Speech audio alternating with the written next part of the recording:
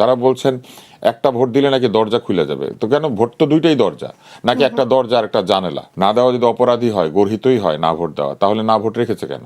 সরকার তো ভোটের ব্যাপারে নিরপেক্ষ নাই, অন্তত গণভোটের ব্যাপারে একদমই নিরপেক্ষ নাই। তারা হ্যাঁ পক্ষ নিয়েছেন। ব্যাপারটা এরকম দাঁড়িয়েছে যে হ্যাঁ দিলে পরে সরকারের পক্ষে, আর না দিলে পরে সরকারের বিপক্ষে। কিন্তু সরকার এটাকে বলতে শুরু করেছেন যে হ্যাঁ দিলে পরে আপনি সংস্কার চাইছেন, আর না দিলে আপনি সংস্কার চাইছেন না। এমনও অনেক প্রার্থী আছে যারা বলছেন যে না ভোট দিলে দেশ থেকে বের করে দেওয়া হবে।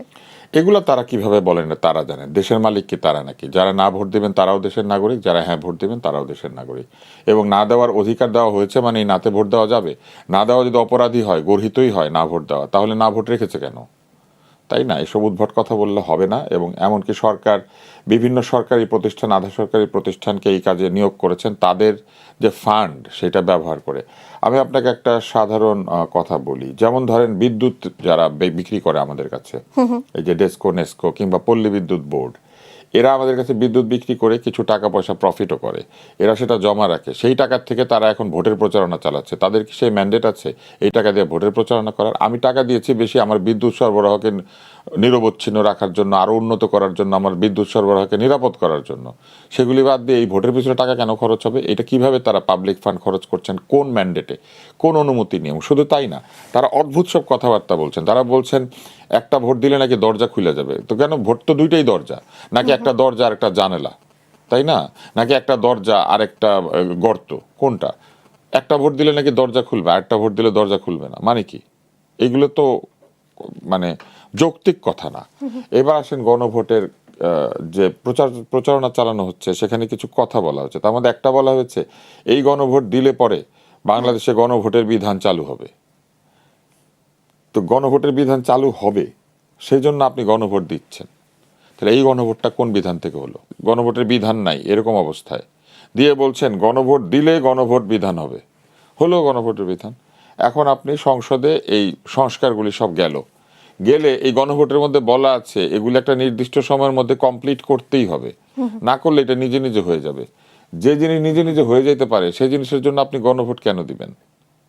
তাই না? এটা তো নিজে নিজেই হয়ে যাবে, হয়ে যেতে পারে, এটা নিজে নিজেই হয়। আচ্ছা, ভালো কথা। তারপরে মনে করেন এই গণভোটের মধ্যে দিয়ে উচ্চ কক্ষ গঠিত হবে এবং সংবিধানের যে কোনো সংশোধন উচ্চ কক্ষের অনুমতি লাগবে, তাই তো? তাহলে উচ্চ কক্ষ থাকলে তো এমনিতেই একা একা কোনো সরকারি বলেন আর সংসদই বলেন, তারা তো সংবিধান পরিবর্তন করা বা সংশোধনী করা করতে পারছেন না।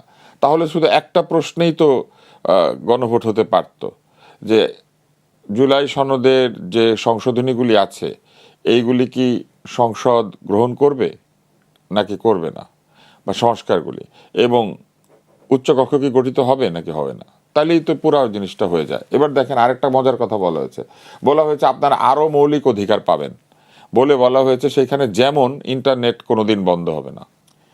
ইন্টারনেট কখনো বন্ধ হবে না কিংবা হবে, এটা কি মৌলিক অধিকার? আপনি আমাকে একটা জিনিস বলেন, বিদ্যুৎ বেশি মৌলিক অধিকার না ইন্টারনেট? বিদ্যুৎ হওয়া উচিত। বিদ্যুৎ হওয়া উচিত। পানি তো অবশ্যই হওয়া উচিত। এই সরকার একটা নিয়ম করেছে, আয়কর কর্মকর্তারা চাইলে পরে পানি বিদ্যুৎ বন্ধ করে দিতে পারবেন মানুষের। একটা দেশে পানি আর বিদ্যুৎ বন্ধ করা যাবে কিন্তু ইন্টারনেট বন্ধ করা যাবে না। ইন্টারনেটের মধ্যে কি মধু আছে? ইন্টারনেটে বিভিন্ন ফরাসি দার্শনিক, তারপরে আমেরিকান দার্শনিক, তারা এসে বাংলাদেশে আগুন জ্বালানোর উস্কানি দেয়, সেটা আছে? নাকি ইন্টারনেটে উস্কানি দিয়ে মানুষের ঘরবাড়ি ভাঙতে পাঠানো যায়, সেইটা আছে? ইন্টারনেট কখনো বন্ধ করা যাবে না, কিন্তু ইন্টারনেট আবার মানুষের কথা বলা বন্ধ করা যাবে। আপনি কারো কারো ফেসবুক অ্যাকাউন্ট খেয়ে দিতে পারবেন, কারো ইউটিউব অ্যাকাউন্ট খেয়ে দিতে পারবেন না? তো ইন্টারনেট বন্ধ হবে না মানে কি? আপনি ব্যক্তির অধিকার বন্ধ করতে পারবেন, শুধু ইন্টারনেটটা বন্ধ হবে না। এবার আমাকে বলেন, পানি বিদ্যুৎ গ্যাস বন্ধ করার অধিকার সরকার কিভাবে দেয় মানুষের? পানি বিদ্যুৎ গ্যাস তো বেশি মৌলিক অধিকার, সেইটা বন্ধ হইতে পারবে কিন্তু ইন্টারনেট বন্ধ হইতে পারবে না। এবং এটার জন্য গণভোট লাগবে। মৌলিক অধিকার কোনোদিনই পৃথিবীর কোথাও মৌলিক অধিকার ইন্টারনেট না। মৌলিক অধিকার হচ্ছে বাক স্বাধীনতা। আমি আপনাকে একটা মজার জিনিস বলি, এটা বলে শেষ করি। মৌলিক অধিকার হচ্ছে বাক স্বাধীনতা। নাম ধরে আমাদের মতো কিছু আলোচকের নাম ধরে একটি রাজনৈতিক দলের কিছু সদস্য বলেছেন আমাদেরকে কথা বলতে দেওয়া যাবে না, আমাদেরকে বয়কট করতে হবে, যেখানে আমরা যাব সেখানে গিয়ে বাধা দিতে হবে। এই যে ভয়ভীতি প্রদর্শন করা হয়েছিল কথা বলতে দেওয়ার বিরুদ্ধে, এই ভয়ভীতি প্রদর্শনের বিরুদ্ধে এই সরকার কি ব্যবস্থা নিয়েছে কোনো ব্যবস্থা? নেয় নাই। মানুষের কথা বন্ধ করার জন্য যে হুমকি দেওয়া হয়েছে, এটার বিরুদ্ধে কি এই সরকার কোনো ব্যবস্থা নিয়েছে? আমরা তো কারো কথা বন্ধ করতে বলি নাই, কিন্তু আমাদের মতো অনেকের কথা বন্ধ করার জন্য প্রকাশ্যে টেলিভিশন চ্যানেলে এসে সংবাদ সম্মেলনে নাম ধরে ধরে বলা হয়েছে এক একজনের। তাহলে আপনি কথা বলার অধিকার বন্ধ করে দেওয়ার জন্য এই দেশে হুমকি দেওয়া যাবে? গণভোট এটা বন্ধ করবে? মৌলিক অধিকার বানাইলেই হবে যে ইন্টারনেট মৌলিক অধিকার? মানে ইন্টারনেট আপনার থাকতে হবে, আর পেটে ভাত না থাকলে ইন্টারনেট থাকবে, ব্যাপারটা যেন এইরকম হয়ে দাঁড়িয়েছে। আরেকটা মজার জিনিস আমাকে বলি, স্টারলিংক চালু হয়েছে না, কিন্তু স্টারলিংকের যে চুক্তি সেখানে পরিষ্কার বলা আছে যে স্টারলিংক একটা নির্দিষ্ট গেটওয়ের ভিতর দিয়ে বের হবে, আমি যতদূর জানি, এবং চাইলে সরকার সেটা বন্ধ করতে পারবেন।